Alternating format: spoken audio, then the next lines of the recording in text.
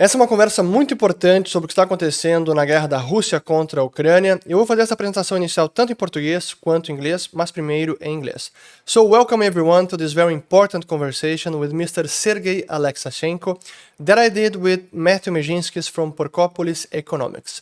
Mr. Aleksashenko is a Russian economist, former deputy finance minister, and first deputy chairman of the board of the Central Bank of Russia from 1995 to 1998.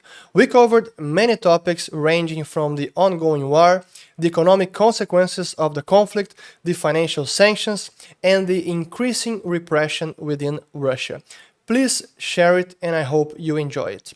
Então essa conversa que eu gravei junto com o Matthew Mezinskis da Porkopolis Economics, com o Sergey Aleksashenko, que foi vice-ministro de finanças da Rússia e também vice-presidente do conselho do Banco Central da Rússia entre 95 e 98. E nós cobrimos vários assuntos sobre a guerra, as consequências econômicas do conflito, as sanções financeiras e a crescente repressão dentro da Rússia. Espero que vocês gostem e, por favor, compartilhem o vídeo. Agora fiquem com a conversa.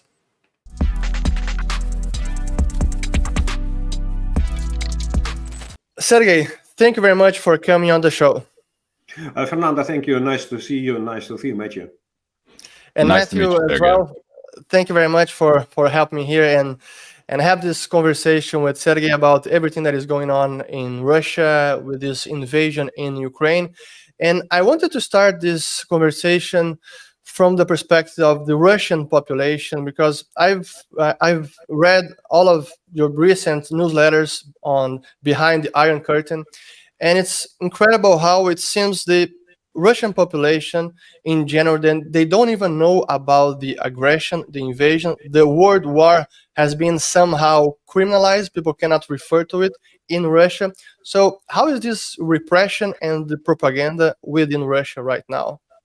Fernanda, you have described the whole situation, and Matthew maybe has some reminiscences from his early years, or at least from his parents, that it is 100% censorship in Russian media.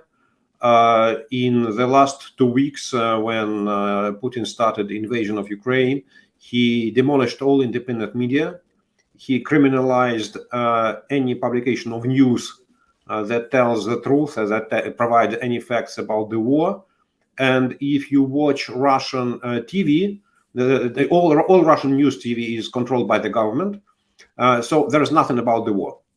Some very small phrases about some type of special military operations, but not describing what does it mean, how it looks like. And don't be foolish. Kremlin invested heavily in internet, and they have created several what is called troll fabrics that created enormous amount of fake content in the internet. And that's why if you are a newcomer and to the web space and you want to find some news about what's going on in Ukraine, the most popular videos will be those produced by Kremlin. So for ordinary people, it is not, if you are not deeply, especially interested in this topic, if you are not ready to spend, let's say, significant time to investigate what is truth, to understand different viewpoints, it's okay, sooner you will not be able to find the truth and what's going on in Ukraine. So it's 100% censorship, and very cruel, at 6 to 15 years in jail if you say something in Russian media about the war. It's absolutely incredible, the censorship that's going on at the moment. But I think one more thing that, like, the average American, for example, doesn't understand is, even though it's been very, like, brutally censored in recent days, my understanding is the Russian media, basically from the beginning of the Putin regime, has been targeted. From Berezovsky and Gusinski, having their channels taken from them. It's a long time coming, isn't it? This process of censoring the media in Russia. Matthew, you are completely right. Mr. Putin was inaugurated as a president of Russia in May 2000, and 1 week later, he launched an attack. Not he himself personally, but KGB, FSB, Russian, launched an attack against Media Most, the media empire of Vladimir Gusinsky. And after months, Gusinsky was in jail, and he was released only after signing an agreement to sell all his media to Gazprom, state-controlled company. Yes, that's one of the guidelines of the Putin's policy. That is, Putin is very stable in his views, values, principle, actions. So fighting independent media is one of his marks. So you will, if you say Putin fights freedom of speech, you will be right any point in time in those 22 years. And what about the younger generation? Because I understand up until now, even though there's a lot of propaganda and state-produced content, there's some free internet content within Russia. Isn't it that the younger generation feels more strongly the opposition and regarding the regime instead of in comparison to the older generation? And I refer to your recent newsletter. You published this poll by Alexei Navalny's organization, whereas it seems to be increasing, at least in Moscow, if we think these are correct, these polls, at least in Moscow, it seems that the views in Russia regarding the aggression, the regime, the economy, seems to be going less favorable to Putin. So how is the younger and older generation views regarding the whole thing? Fernanda, you are very right with this question. It's a good question that helps to understand how Russian public opinion is organized. And I would say there is two splits, horizontal and vertical. Horizontal is it's your age, and let's say people above 45, because it's a sociological strata, under 45 and above 45. So people above 45, they prefer TV. People under 45, they prefer internet as a main source of information. But the second vertical line is domestic policy and foreign policy. And I would say that in recent years, the interest of public opinion to foreign policy was minimal. There was annexation of Crimea in 2014 that launched a burst of patriotism and enthusiasm and support of Putin, and that was demonstrated as a huge victory of Russia. Russia is made great again. And after that, the foreign policy de facto disappeared. It became not interesting because on state-controlled TV, all about foreign policy was about Ukraine, how bad they are, so blah, blah, blah, but not explaining what's going on in the world. And even the younger generation, they have no access to this information. All opposition media, I would say, including myself, we talk much more about domestic issues, about domestic political life, about domestic economy, about domestic repressions, about domestic cultural life. And we concentrated our attention and our time to these particular areas. And of course, they are more close to everyday life. And in this area, in domestic issues, there is a definite split between younger and elder generations. So the younger generations, they are more critical looking at Putin's regime.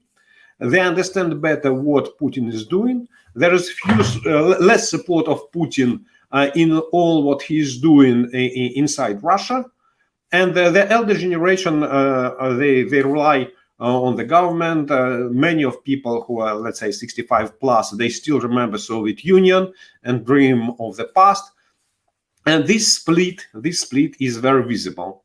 But as related to the foreign policy, the split between younger generation and elder generation is much less visible. There was a poll of Levada Center in end January, let's say 1 month before invasion, and it demonstrated that there was a question, who is to blame for the escalation on the Russian-Ukrainian border. And in fact, younger generation said that 7%, is Russia, while elder generation said is 4%. So the difference, and let's say 40% said it's the West, 20% said is Ukraine. So you see, the difference was not very great. So, and that's why today I want to repeat, the war is it's unknown war for the Russian public opinion. Nevertheless, you mentioned this poll of Alexei Navalny's organization. Yes, they did, let's say, internet poll.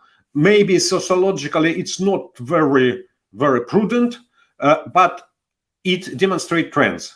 In this situation, it's not very important what is the right number, 60% or 50%, but if you see that the number of Muscovites who believe that Russia is an aggressor in this situation increased 50%, 1.5 times in a matter of a week, okay, that's a trend.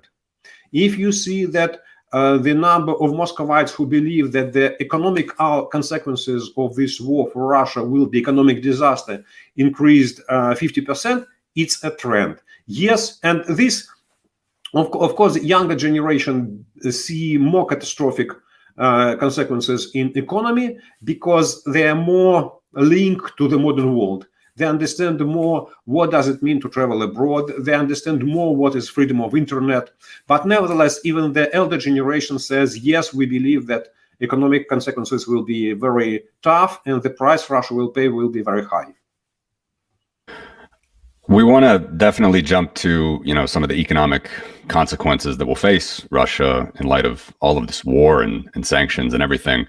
But just continuing on with this propaganda in the media still, do you have any kind of just jumping to the conclusion, to a big picture? I mean, what do you see then for the youth in Russia, for those that are a bit older but still, disillusioned with the state media or illusioned by the state media? What do you see is there any sort of breaking point here, or does this just go on for a long time? Oh, it's a tough question. It's a good question, but let's say, honestly, I have no answer. And it is very difficult at the moment to make any predictions on the future of Russia in any sphere because Russia is in the free fall. You see, it's like you took a bobsleigh and you go down, and it's your first time, and you have no map, and you don't know how long is your trip, and you don't know what is at the end. Is it a concrete wall, or is it a soft paddle? Yeah. So you are going down with a high speed. Situation is changing very rapidly, and you cannot understand what is behind you. You just have some sights on the left, on the right, and you understand that situation is changing. The situation is becoming worse and worse, but you don't know what is the end. I think it will take some time to recognize what has changed. Yeah, because let's be honest, the number of Russians who travel abroad more than one time per year is 6 million. 6 million is only 4% of Russian population. So 96%, they don't care. You have no foreign flights, it's not a problem for us. 2/3 of Russian population, they have no financial savings. Ruble devalued, dollar revalued. What's dollar? I haven't seen it any once in my life. Yeah. So the economic outcome as well as informational outcome, they will be more visible. Let's say maybe in some areas it will be visible immediately. Yeah. For example, IKEA, one of the most popular retail outlets in Russia. Okay, they have closed their operations, and it's a disaster for the medium class. Yeah.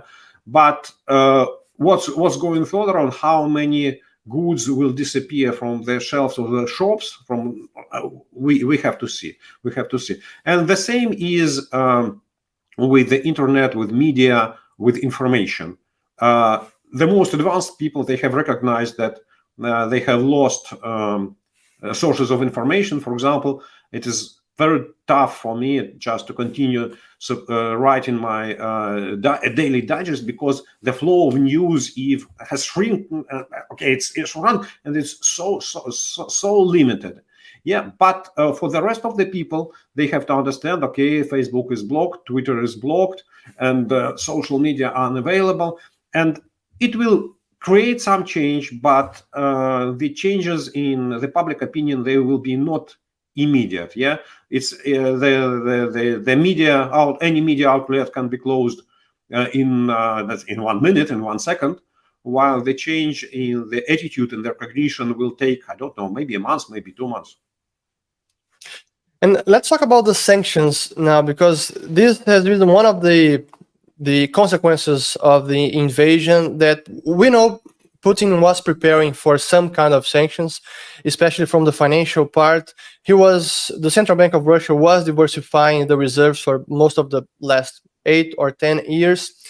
But the intensity and the scope of the sanctions, and how so many countries and central banks adhere to the sanctions, do you think somehow the regime was not prepared for so many sanctions and so pervasive? Yes, you're right. Yes, you're right.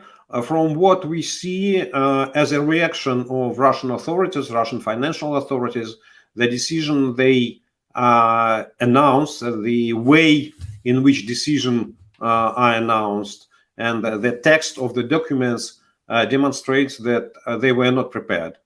And of course, the most significant blow was the freeze of the accounts of the central bank.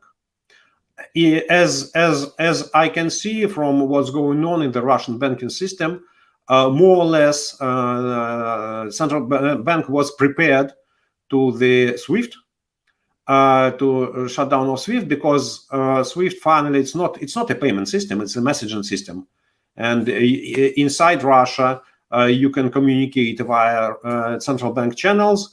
And with the rest of the world, you can use some other messenger system, like maybe they're old, they're slow, they will limit your access to financial markets, but you may use telex. Yeah, it's costly, but it's doable. It's like fixed line versus mobile cell phones. But definitely, they were not ready that the dollar accounts, correspondent accounts of Sberbank, the biggest Russian bank, 1/3 of the banking system, will be frozen, and that the assets of the central accounts of the central bank will be frozen.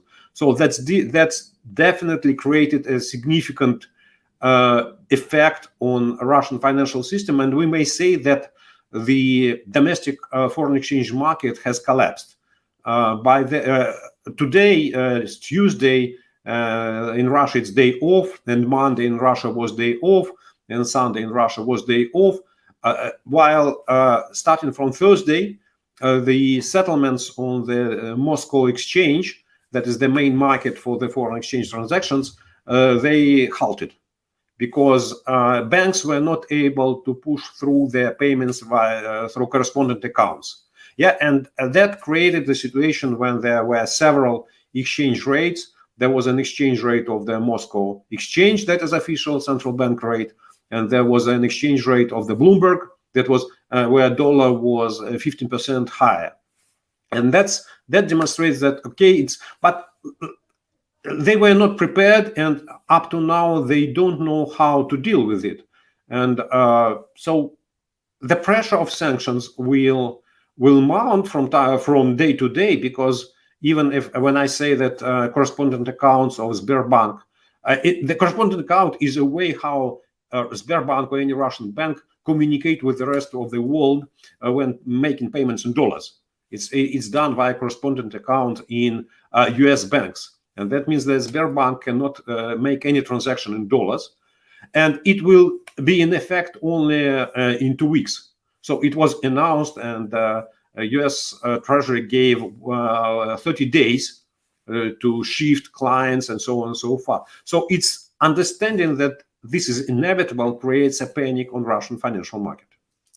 And the ruble exchange rate it's collapsing. I mean, yesterday it went all the way to almost 140, at least on the official market that I've seen. But perhaps on the black market is even higher, 170 for each dollar. what tools does the Central Bank of Russia have to defend the ruble, given that most of the reserves are effectively frozen? Central bank is a regulator of the market, and the main instrument of any regulator in critical chaos situation is to impose different type of bans. Yeah. So, and the central bank is doing this. First of all, the central bank stopped all trading on the Moscow exchange in stocks and bonds. So if you own shares of Russian companies, of bonds of Russian Ministry of Finance inside Russia, you cannot sell them because the exchange does not operate.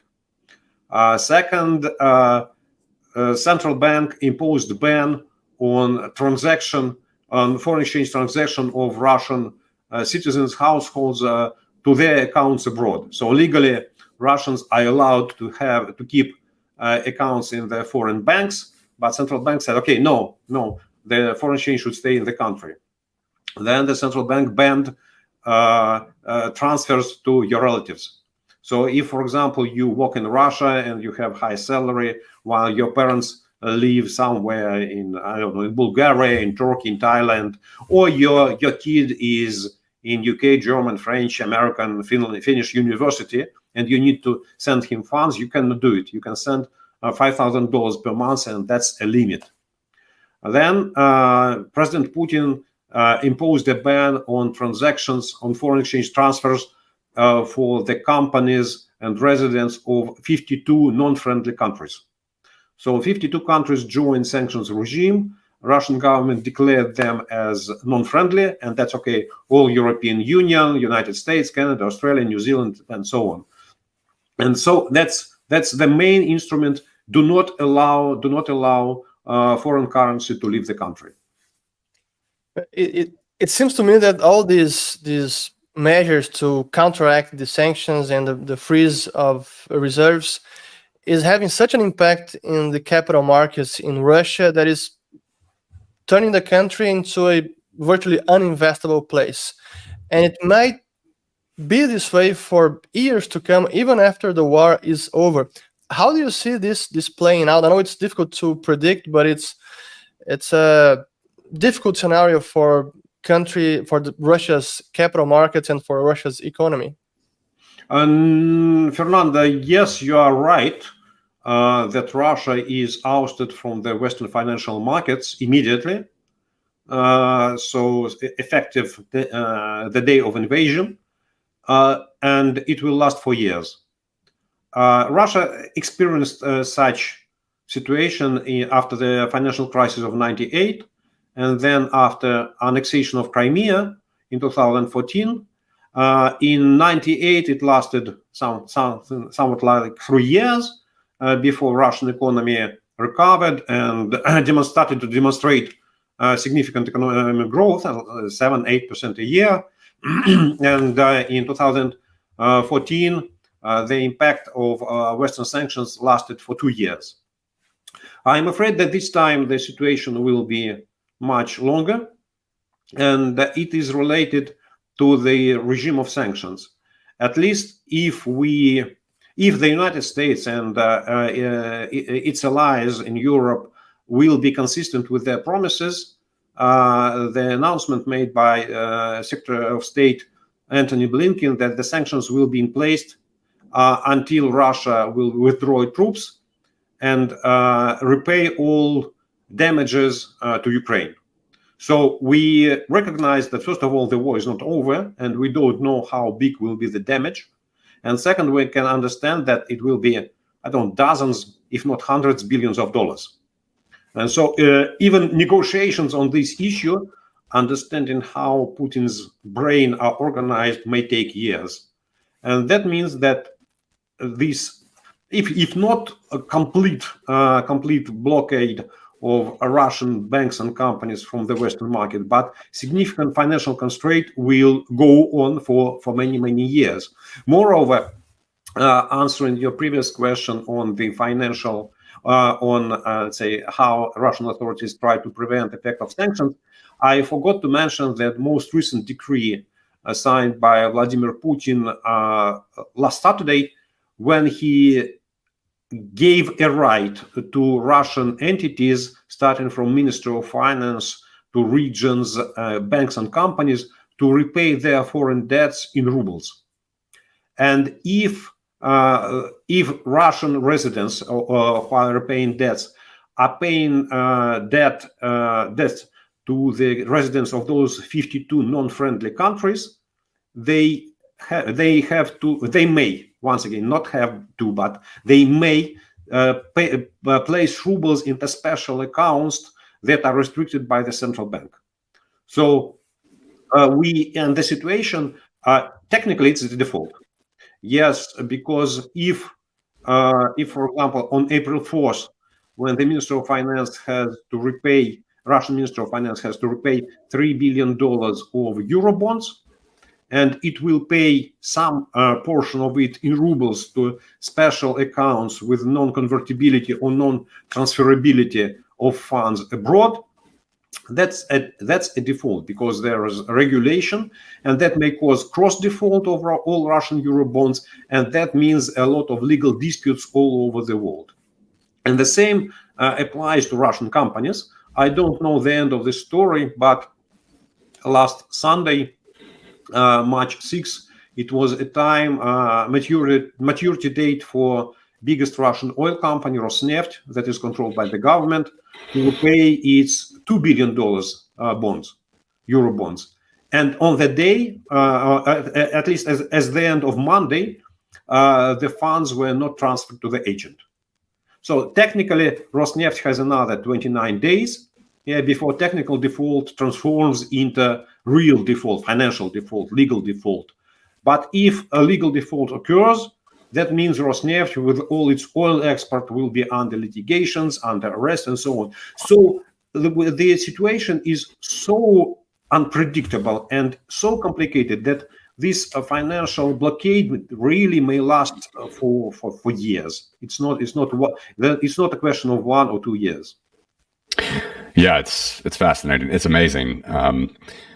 On the topic of reserves, even in light of all of the steps and difficulties that the central bank is making to convert into foreign currency, we have obviously this unprecedented move of freezing foreign reserves from foreign central banks that the Bank of Russia has. I understand that they can still use these sort of in Russia, but outside of Russia, they're not going to be able to use them, basically. But can we dig a little bit deeper into the numbers there? Because my wife, actually, she speaks Russian. She was happy. She follows your commentary a lot, and she enjoys it on Milov and so on and so forth, other places. She was glad we were speaking.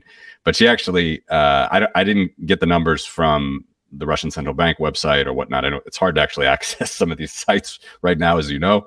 But she gave me some numbers, and I'm just curious if you could help us understand them just a little bit more, because I understand maybe it's $1 billion a day that they're spending in Ukraine. But as I understand, and correct me if I'm wrong, the pre-invasion Russian reserves, which I assume is at the central bank and other government funds, because I think it's a little bit more than just at the central bank, is about 640 billion. Was 640 billion. That's the pre-invasion Russian reserves. And then as of now, I understand that they're down to like $190 billion, 130 billion of which is gold, and 60 billion of which is just yuan based. Is that correct? Something like that? Matthew, more or less. It was 643 billion, 135, the latest number, in gold, and 77 billion in yuans. But on general, the magnitude is correct. Yes, that's true. So, yeah. So what does that mean for, I know it's, as you said, it's a very fluid situation. It's very complicated. There's so many things that the Russian central bank could do or other central banks could do. But yeah, if all they have really at foreign reserves to finance these big ticket items like the war, which, I'm not sure if it is $1 billion a day. That's a figure I've heard. But is it really that all they have is like unmovable gold and then, yuan based, non-convertible yuan? Yes, that's true. No, let's start with the reserves. Yes, that's true. Yuan is non-convertible. maybe for the central bank purposes in the current situation to keep its, I don't know, 10, 12, 13% of its foreign reserves in yuan. Okay, you're right. Finally, China is one of the biggest trading partner. And if you have some agreements with the People's Bank of China, okay, it's convenient policy. But in the time of sanctions, it's definitely non-convertible. And it's not the currency that is needed for the Russian financial market. So Russian banks, companies, they borrowed in euros and in dollars, a little bit in Swiss francs and pounds, but not in yuans. So, and that means that these funds, these reserves, they are non-convertible in my view. Gold is physical; it's all kept in Russia, so it's in the hands of the central bank, in the hands of Kremlin. But the gold, physical gold, you have to sell it. Yeah, and we have to understand that it is 2,250 metric tons of gold. So it's a huge number of planes to leave Russia, and foreign planes are not allowed in the airspace of Russia. And Russia, okay, so it's not an easy story to sell this amount of gold, and it's not okay. And the next question: who will buy this gold? Because if the seller will be the central bank or the Minister of Finance, the dollar proceeds or euro proceeds, they will be frozen immediately. So technically, it's not an easy story. Nevertheless, I think that the situation, at least in the current account, it's not as tough because Russia historically has a positive current account. That means its export is much bigger than its import. And in the stable situation, that means that inflows of foreign exchange to accounts of Russian banks, not central bank, but Russian financial system, are bigger than outflows. And as I said, central bank organized a circle of inter-Russian banks, Russian interbanks correspondent accounts in dollars and euros. So they may make settlements payments among themselves without showing those transactions to European Central Bank or to Federal Reserve. So within Russia, banks may settle in dollars and may settle in euros, including central bank. Central bank may keep, for example, some portion of its dollar reserves, for example, in the account of, I don't know, Gazprom Bank. Maybe not significant portion, but let's say several $1 billion, it's possible, yeah, and nobody will be able to identify that those are funds of the central bank. Yeah, and so the problem is with the capital outflow, and that's why that's the main reason for the bans that are imposed by the central bank, by president, because if you allow capital outflow, you don't know how much foreign exchange, how big will be the demand for foreign exchange, and how much dozens of billions of dollars you will lose every day. And that's why in the current account situation is more or less stable. And the problem for financial authorities is capital account. As to the war, I strongly disagree with this number because as an economist, you should understand there is a difference between stocks and flows. You cannot add stocks to flows. When we see that Russian army losing its tanks, its missile launchers, its trucks, and so on, that's about the stock. Those stocks of weapons, of machines, they were paid 2 years ago, 5 years ago, 10 years ago. But in the current calculations of the Minister of Finance or of the Minister of Finance or of Kremlin, their price is zero. You don't need to spend any cent, to say, okay, I need to replenish, I need to repay. Of course, in the medium run, a minister after the war will end, the Minister of Defense will say, okay, now we need more money to rebuild tanks, trucks, missiles, blah, blah, blah, blah, blah. But in the current run, it's about stocks. Yes, you lose your stocks, but that does not affect your flows. And marginal flows for the military operation, for the war, in my mind, they are not as significant. It's about wages for the soldiers, and a little bit of fuel. So it could not be $1 billion a day. Like 10x less than that, 100 million, or I would say yes. I would say something like that. Okay, interesting. And still regarding the sanctions, you mentioned the current account and the exports being higher than imports. That's mostly because of oil and gas and some other commodities.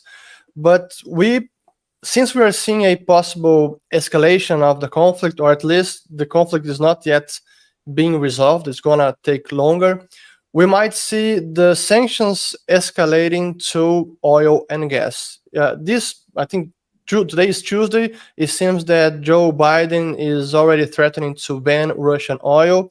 Germany doesn't want to ban Russian oil and gas yet.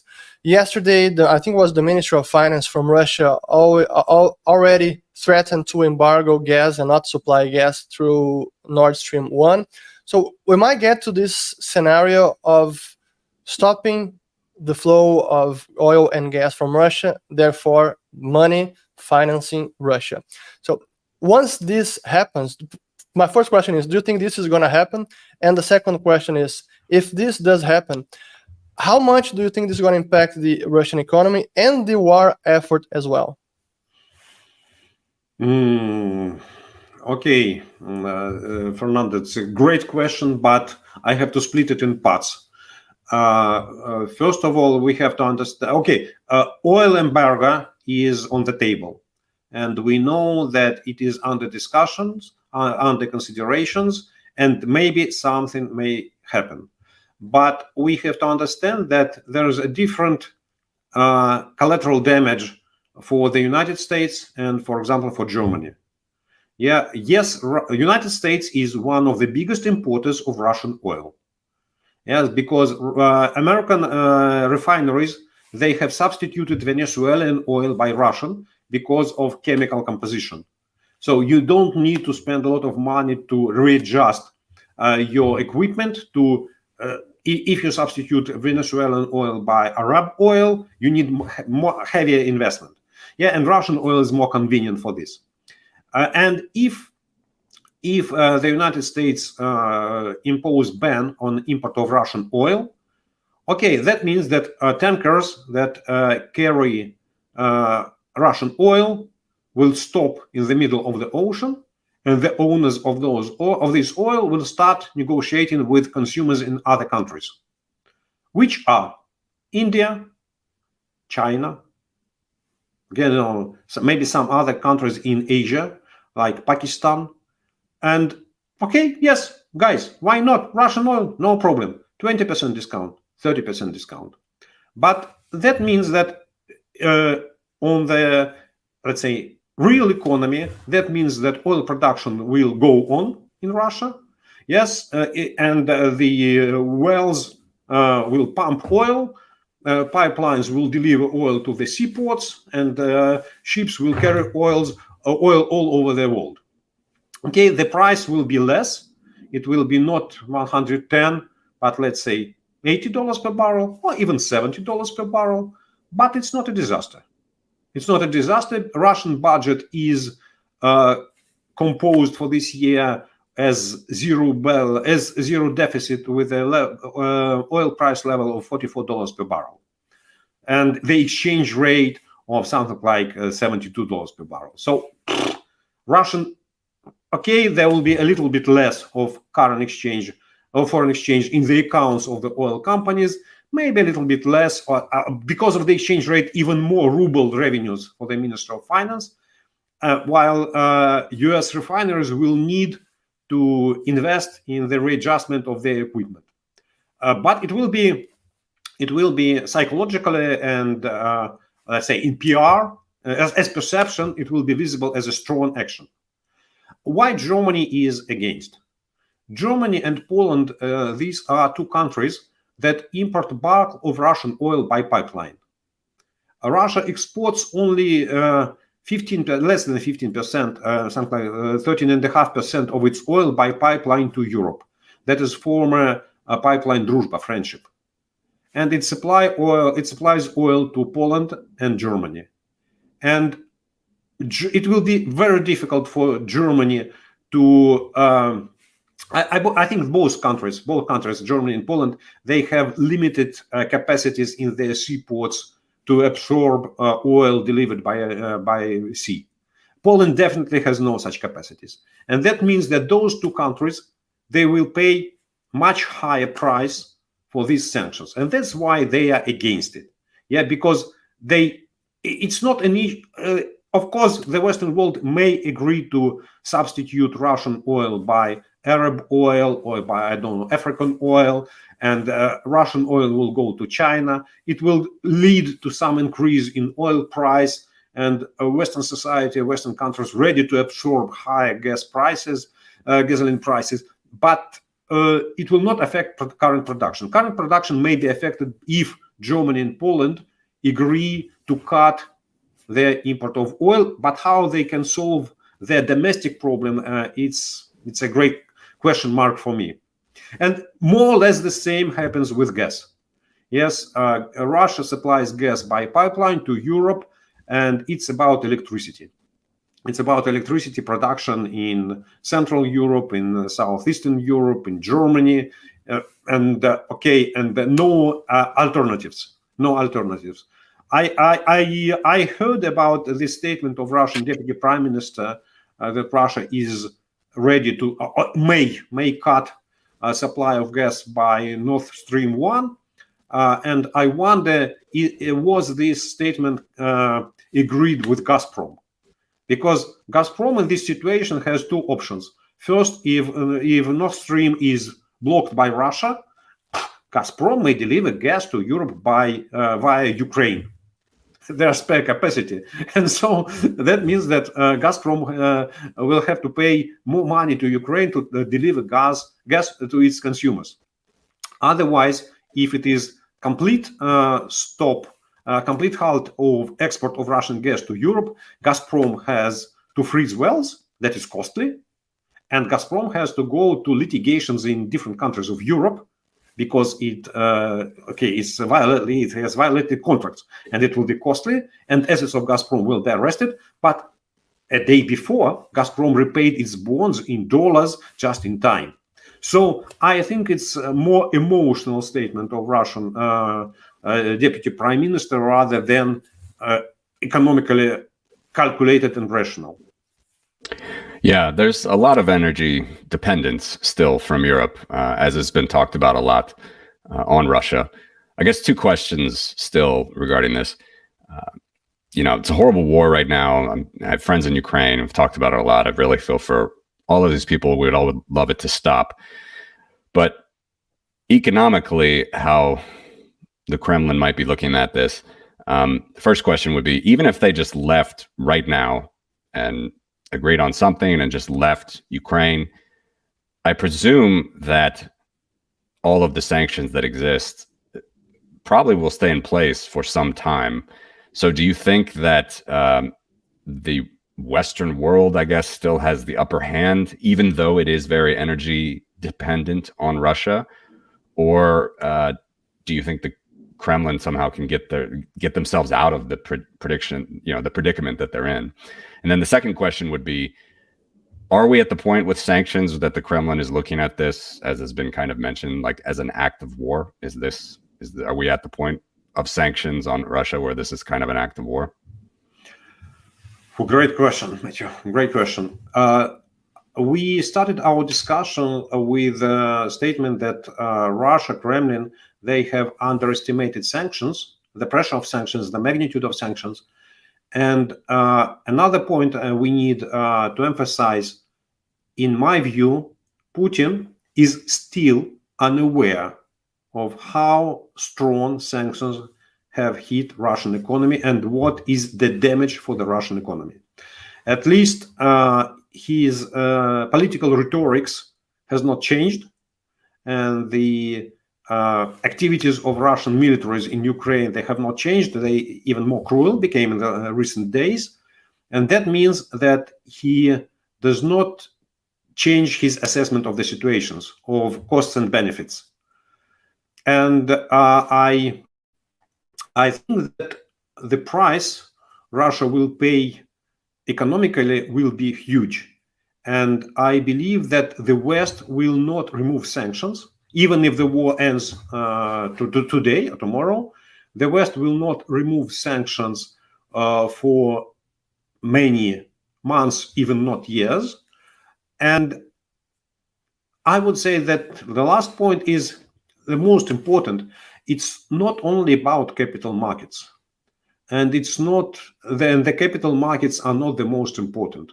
Finally, if the country like Russia has a strong capital current account surplus, that means the economy has a lot of domestic savings, and it's that means that economy has money, but money is not capital. Capital and money is not the same story. And what we see as the most significant impact of Western sanctions is decoupling. This was used, like decoupling between emerging markets and developed markets. But nowadays we can say that the West is decoupling Russia from its technological systems and from its institutional systems. Yeah. So SWIFT is a financial institution. Dollar correspondent accounts is financial institution. Import of high-tech components for the productions, it's about technological cooperation, technological decoupling. And Russia is strongly dependent on import. Russia was never producer of technologies.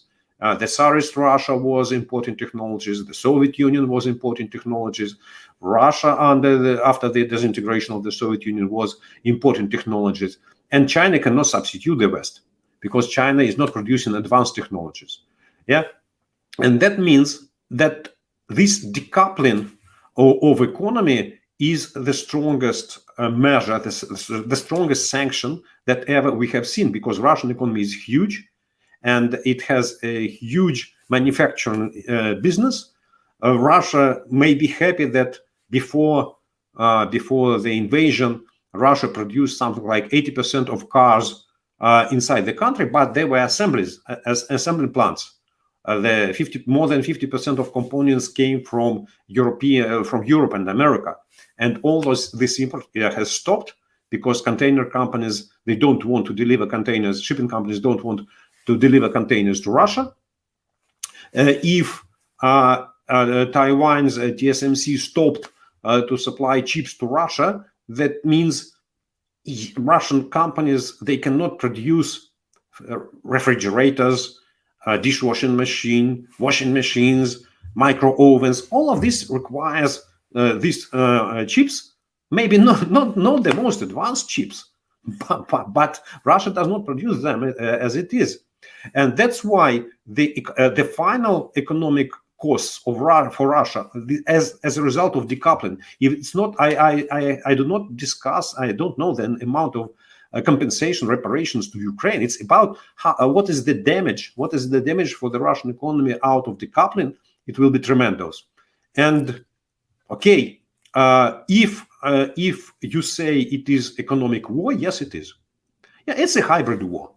Yes, the West, the United States, the Europe said, okay, Russia, Putin, we will not fight with you because of Ukraine, for some other reasons, because we understand the price of this war, but we are ready to fight with you in economy as a hybrid war, and you will pay the price. So I would say that economic war is the right word, because the decoupling is this much stronger instrument than financial sanctions themselves. So just to get clear about the sanctions or the embargo of oil and gas by Europe, do you think this is a last resort type of sanctions that for now is out of the question? Fernanda, if I am a decision maker, sanctions is an instrument of diplomacy, and you have a set of sanctions that may affect different sectors of the Russian economy. And I would not use oil and gas sanctions as the most efficient. In any sanctions, you have to measure costs and benefits. And those sanctions, they're not the cheapest one for me if I impose sanctions. I will choose some other. Okay, perfect. So I want to refer to something you wrote yesterday, which I found very interesting. You said that the Bolsheviks are back. And I agree with you that the capital in Russia, this is very important. I mean, the stock of capital, meaning the factories, companies, real estate, machinery, equipments. And when all of these Western companies and global companies are leaving Russia, they're leaving a lot of this real estate and real assets behind. And they might be taken over by private Russian companies or even state-owned companies. So we might be seeing, as you wrote, a nationalization of assets in Russia.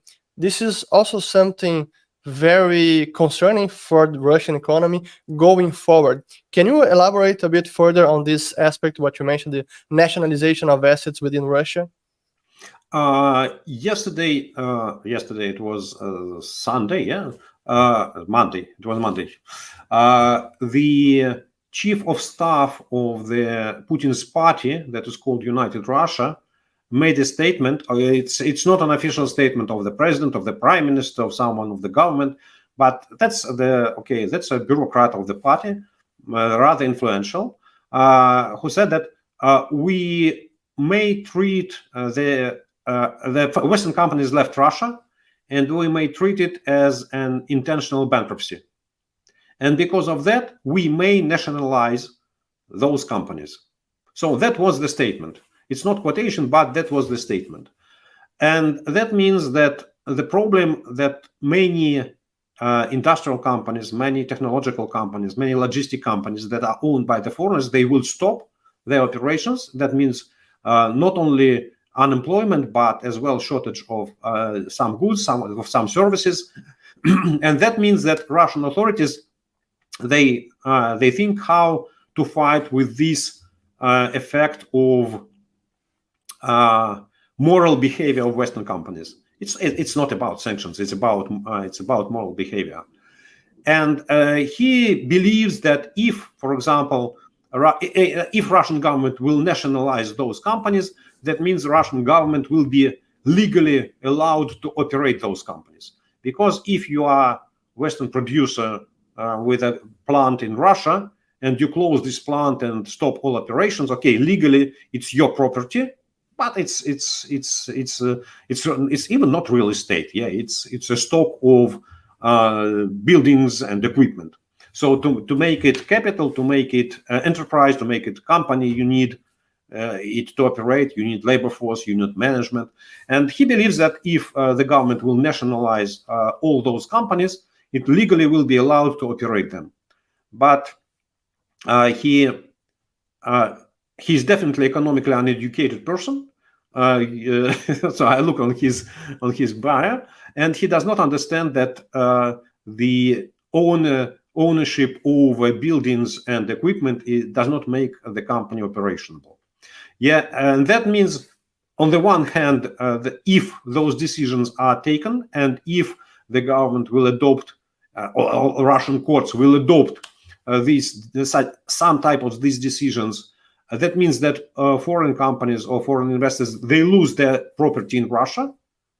But on the other hand, the Russia may sell those companies or to give it under management to some Russian businessmen, but they will hardly be operational. Moreover, it's once again, it's legal disputes for a long time. But on the other hand, if, let's say, sometime later, let's say the war is over, the peace with Ukraine is signed, reparations are agreed, and the Western companies say, okay, I'm ready to reopen my business in Russia, there will be an issue of restitution, how to give the property back. So it's a very dangerous way. It's a very dangerous way because it creates problems. And once again, I do not see a lot of benefits. But it's one of the demonstrations that Russian authorities, they're in panic. They are ready to make any decision that seems for them viable. If he believes that it's a good decision without any analysis, Putin doesn't like analysis. There's no any guy around him who can say, stop, you underestimate this. This assumption is wrong. He wants a yes man, yes boss man around him. And that's why this is the low quality of Russian bureaucracy on all levels. Yeah, it's unbelievable. Two more questions from my side on Ukraine. Well, really on trying to end the war in Ukraine, I guess. The first is these sanctions for everyday Russians. We know that they're censored and really not getting the information they need to stop the war. And I understand that there's like 1 million OMON police in Moscow and St. Petersburg. And that's the number I heard as far as like, you know, protesting. And as you said, 15 years for using the word war. So protests seem pretty tough.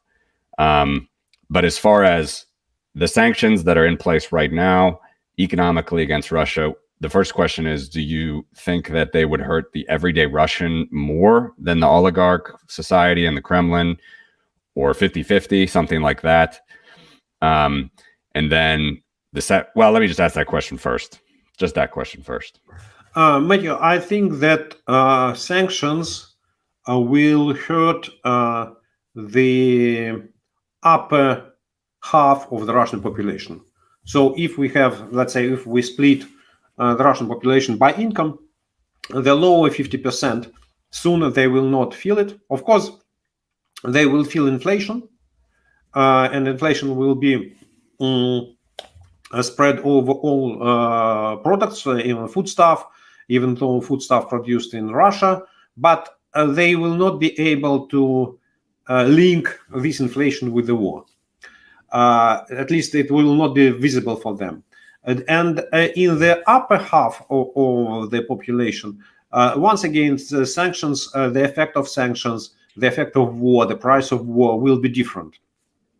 The more imported goods or imported food is in your basket, the more sensitive you are to devaluation and to inflation. Ruble has lost, the price of dollar increased, even if we take official exchange rate of the central bank, it increased by 55%. If we measure by the exchange offices of the banks on the streets of Moscow, it's by, let's say, 80%. And the prices for imported goods in the shops, they skyrocket with the same speed or even higher. Because in many shops, you may hear the phrase, okay, maybe it's the last one. We don't know when the stock will be replenished. Yeah, and of course, that means that you go to the shop and you see that the price yesterday was 10% lower than today. And it's visible for everyone. And of course, people who purchase imported goods, they will feel it every day and okay, for the foreseeable future. The same is with those people who are accustomed to travel abroad, to spend their holidays in Europe, or to purchase European luxury goods in the fashion shops in Moscow. You may find pictures of those shops that are empty. Shelves are empty. Yeah, so all shops are closed. All goods have disappeared, and the biggest malls, the most fashionable malls, they're okay. Nobody is inside, and that will continue. That will continue. I think that one of the effects of the sanctions will be widespread once again within the upper half of the population. It's the housing market, because the mortgage rates, they follow the interest rate imposed by the central bank. And before invasion, even after the central bank has increased its key rate to 9%, the mortgage rate was something between 9 and 11, and today it's between 15 and 20. And that means that the demand for mortgages will be much lower. That means the problem with the construction sector, and many Russian families will not be able to purchase a new housing. So that's our effect, and they are visible. They are visible. Once again, there are people who see the effect of sanctions every day, maybe several times per day, and they recognize very well what's going on. there are people who face the effect of sanctions, let's say, from time to time. Sergey, we want to be sensitive to your time. This is very interesting. Do you have 10 or 15 more minutes? Yes, sure, Matthew. Let's do it. Okay, great. So the second question I wanted to ask you then, following up to that is, from the Western perspective, it's all we can do, it seems, at the moment, besides, of course, the direct aid to Ukraine. No boots are going on the ground from the West, which I think is probably good at the moment, for many reasons, at least compared to how Russia is viewing this aggression and this war. My question would be, is there any, I don't know how you would, it maybe feels weird asking you this, a Russian citizen, a former central bank governor and finance minister, but is there any other sanction that you can see that would help put an end to this war quicker, sooner rather than later, that is not currently implemented? Okay, Matthew, let me come to the very end. What could be the strongest possible sanctions for Russia? Let's say 100% without this debating about in which increments. To freeze all correspondent accounts of all Russian banks in euros, dollars, pounds, Swiss francs, yens, and so on, of all banks. Yeah, not of only Sberbank, VTB, that is 50% of the Russian banking system, but of all banks. And to ban all export to Russia. All export, including consumer goods. That's it. That's the maximum of sanctions that may be imposed on Russia.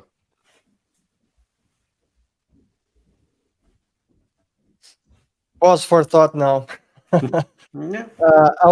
I want to ask you also, since you were at the Central Bank of Russia during the 98 financial crisis, how does the current economic crisis in Russia compares to the 1998 one? Great question, Fernando. On the surface, or even maybe from outside, all financial crises, they are alike. But between 98 and 2022 crises, there is a very big difference.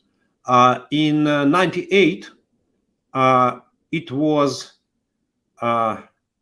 constructive destruction. Yeah, in fact, Russia was in the very deep financial crisis because of the poor budgetary discipline, because Russia was not able to collect tax revenues and was not able to control its expenditures, and that led to the huge budget deficit and to short-term borrowing. And we understand very well that the medicine the surgery will be very painful, but we were very sure that this surgery will be creative destruction. So we knew that the decisions we are going to implement, they will result in the recovery of the Russian economy because of incorporated nature's features of any economy, not only Russian. And we were 100% right. Despite financial crisis in Russia lasted maybe until end first quarter 99, the economic recovery started in November 98. So just 3 months after, the Russian industry demonstrated 10% growth rate. Yeah, so that was creative destruction. We knew that it was painful. Russian society, Russian companies, Russian investors, Russian households, they suffered a lot. Nevertheless, the cost benefits. Okay, we knew why Russia has to pay this price. The current crisis, and one more, in 98, in fact, it was inevitable. Yeah, the other option for the government and for the central bank was monetary financing of the budgetary expenditures. That means hyperinflation, but finally you have to end hyperinflation by the same set of measures. Yeah, maybe you could devalue your domestic debt, but devaluing domestic debt, you are increasing the pressure of the foreign debt, which is nominated with foreign exchange. So it's not evident solution. But nevertheless, either way, you have to implement this macroeconomic stabilization plan. Today, the crisis of 90, if we talk about economic crisis of 22, it is handmade.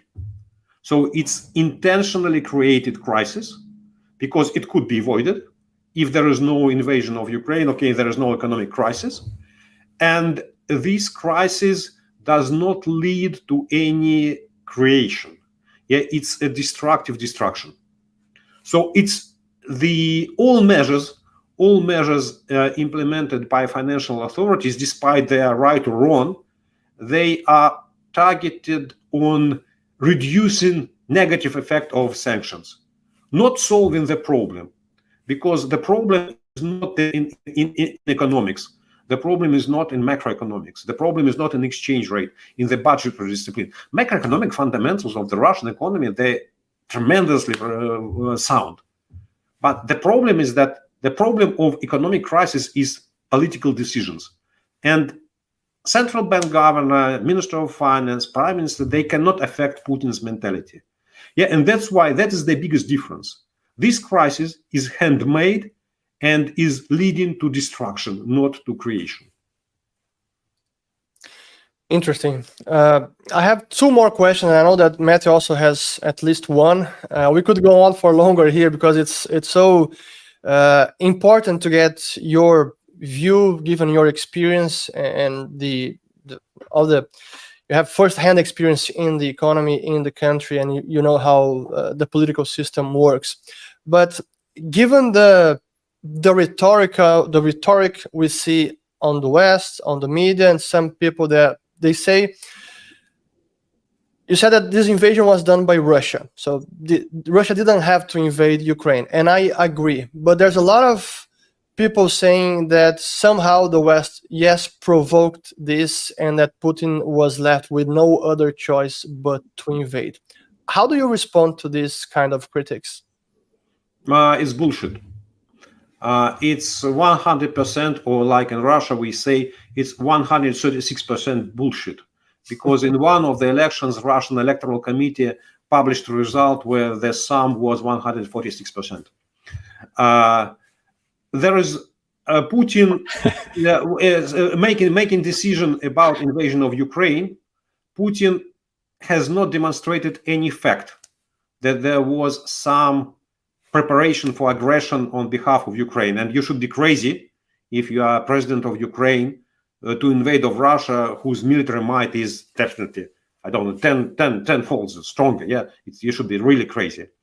And there was no any significant NATO troops along the eastern border of NATO, and there was no any reasons to wait for any invasion from NATO from any Western countries. And when I don't want to say that the West does not carry any responsibility. Of course, I started to ask this question when I still was in Moscow somewhere in 2010-11, meeting Western ambassadors from different countries. My question was, okay, guys, how do you see relations of the West with future Russia, let's say 20 years from now, when Putin is not in power? What do you propose? How do you want to build? What is your policy towards Russia? How do you see Russia? And there was no answer. And Putin, maybe because of his age, maybe because of his past, maybe of both, maybe of his virtual reality, he believes in the world of fears. He lives in the world of manias.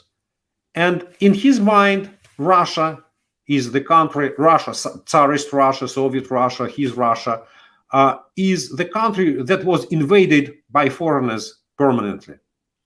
If you look on the history of Russia from 19th and 20th century, you will be able to find, let's say, 2.5 episodes when Russia was invaded. It was Napoleonic War in 1812. It was Second World War, a Great Patriotic War in Russia in 1941. And we may debate about the First World War, about the Great War. Yeah, because it's okay. technically and legally, yes, Austria and Germany invaded of Russia, but Russia was moving first steps, saying we want to support Serbia. Yeah. So, but even if we take the First World War, it was only 3 times in the history. And if you look on the history of Russian invasions, I would say that it's about 20 times in 19th century and about the same number in the 20th century. Yeah, but Putin believes that Russia is the desirable target of the West, that the West wants to take Russia over, to grab it, to split its resources, to take control over the country. And his fears became more and more evident from 2007 onward. And the West did not react to that. The West did not pay attention to Russia at all. So Russia, the Western politicians, they were not, they believed that the hard power, military power is off the table. And they believe that Russia, with its 2.5% or 2% of GDP in the global economy, is not important. And this humiliation of Putin led to different reactions.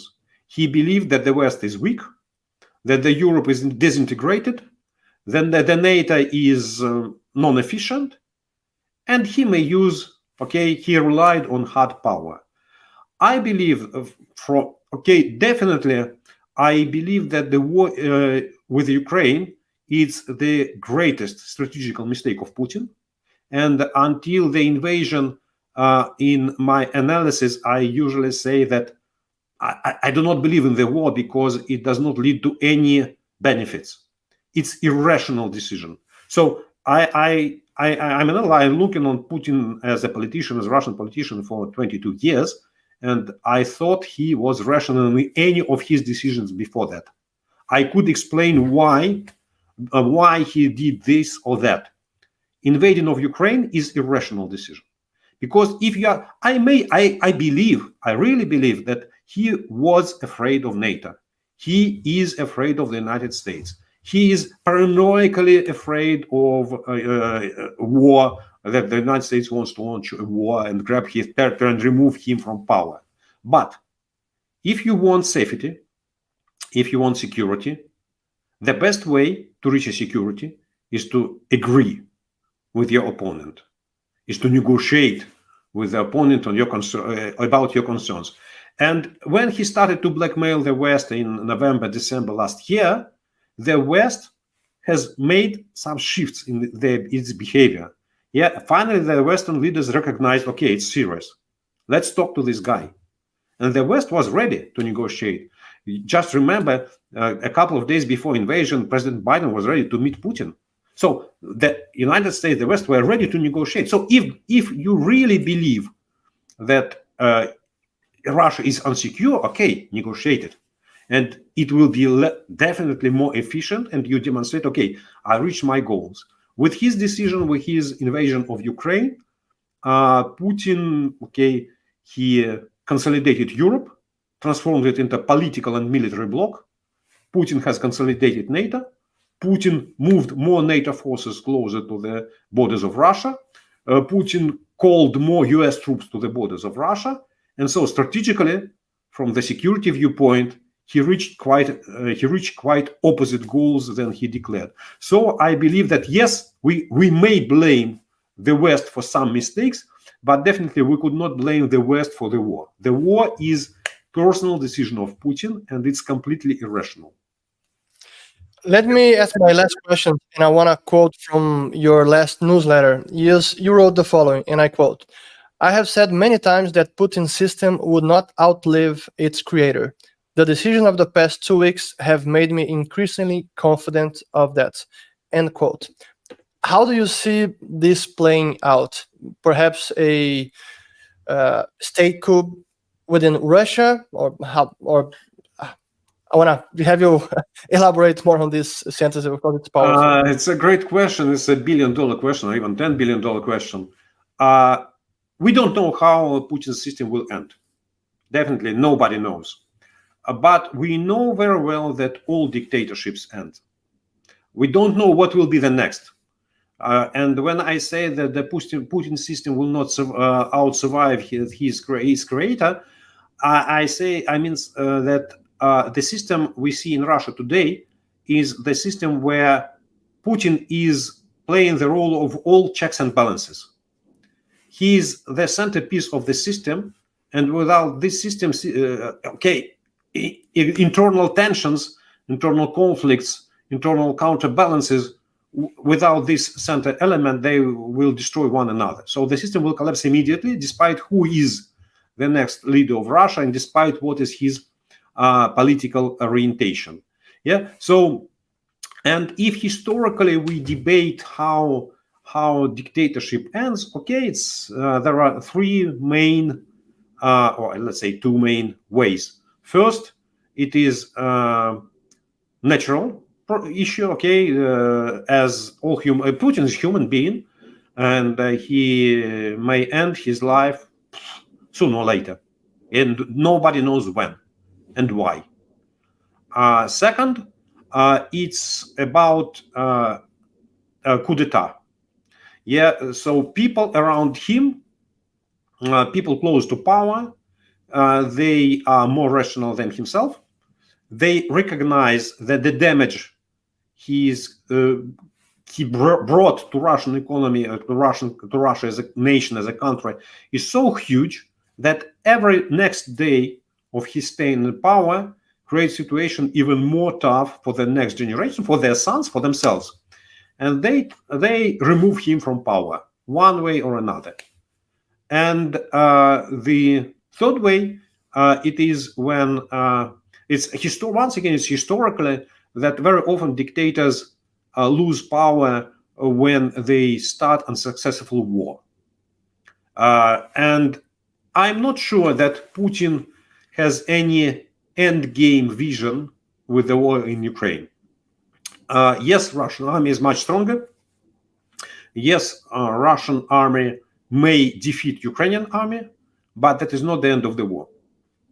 Because the end of the war is capitulation of Ukraine, some capitulation act signed by the legitimate president of Ukraine, which in my mind will not happen. And that means it's about occupation of Ukraine. It's about guerrilla war. We see how courageous Ukrainian citizens are. They are ready to resist, even in the occupied cities, against Russian militaries. And the price of guerrilla war will grow up. And that's why this will destroy economy more and more. But the end story is that the burden of the war will destroy dictator. So that's I would be happy to say that I see the scenario of the political unrest in Russia, that Russian citizens will go to the streets with anti-war marches and protests. Unfortunately, history does not support this hypothesis. It's a very, very rare case. Even economic troubles, they do not cause political changes. Yeah, it's fascinating. It's really wild times, and just Godspeed to everyone in Ukraine. Sergey, I just have two more questions, kind of quick, I think. The first one's backing up to the sanctions again, and it's kind of a historical one. I've always been fascinated with Cold War history, novels, spy craft, and these things. It is my understanding, and I think I've read it in enough books, that after the fall of the Berlin Wall, when the KGB was dissolving, it basically it had a really vast array of slush funds and shell companies and networks outside of Russia. And I'm wondering, and my understanding is, obviously, Putin being the KGB man, I believe that network certainly still exists if it's not strengthened. Is there anything there where they may be able to evade sanctions, even though we think we know where the bank accounts are? We know that Putin has so many cashiers, as they're called, so many shell companies in front of him or behind him. Is it so that the web of slush funds and outside sort of shell companies is quite large for the Kremlin? Do you have any thoughts on that? Let me start with the first part, with the Soviet Union and KGB. Plenty of rumors on this issue about, it's called Zoloto Party, gold of the party, of the Communist Party, but nobody was able to identify any significant piece of this gold, despite all archives are available. And we should not forget that the currency regime in the Soviet Union was very strict, that all currency was consolidated in one particular place, in the Внешэконом Bank, and was under strict control of the Gosplan and the Communist Party. So we may assume that there are dozens, if not hundreds, of small companies. Some of them may have $1 million invested at that time, maybe even 10 million. But in the Soviet Union, definitely it was not about billions. As of today, I am quite sure that the Kremlin, if we say about Putin and his nearest circle of friends, not Kremlin staff, they do have some financial assets at their disposal, at least at their names, and they have access to them. Maybe they can use them. The biggest problem is that they cannot leave Russia. You see, when we say about decoupling, it's not only technological, it's physical decoupling. What's the value of the best yacht you have in Caribbean or in Polynesia if you cannot fly there? Okay, you may have beautiful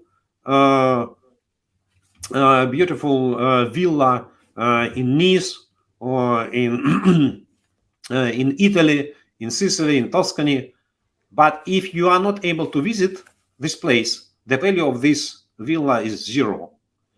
Yes, you may have some account opened to your, not to your name, but to the name of the very good friend of the company, shell company, and you may have $1 billion or euros there.